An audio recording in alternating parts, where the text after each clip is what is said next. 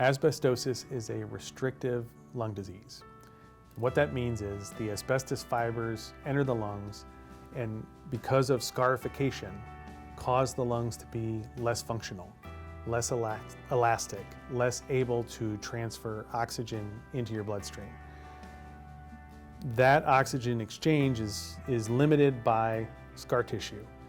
When asbestos fibers enter your lung, they can either kill the cell or damage the cell where it doesn't work as well as it did in the past.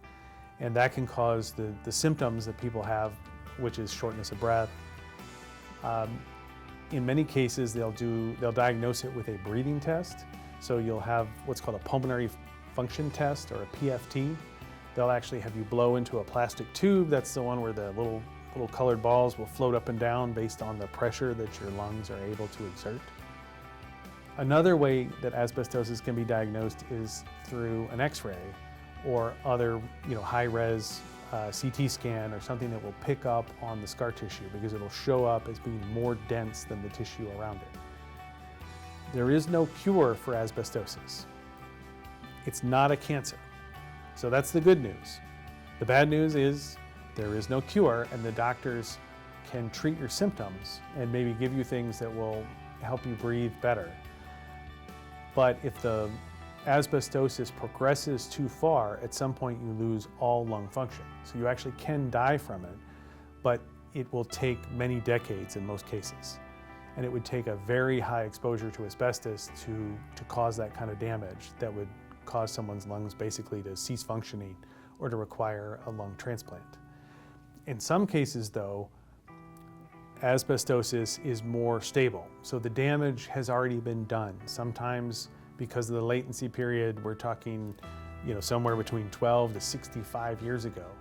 So if the damage was done that remotely, and then maybe the person changed jobs, so they're no longer a pipe fitter or they're no longer in the Navy, then they're not exposed to asbestos anymore, and so the amount of scarring kind of levels off. So the person has reduced lung capacity permanently for life and incurable, but it may not actually get worse. And so that's why a diagnosis of asbestosis needs to be watched closely by your doctor. And your doctor needs to know that you worked on asbestos and that you have that exposure history because it helps them understand what to look for. Just because you have asbestosis does not mean that you're going to develop a lung cancer or a mesothelioma in the future.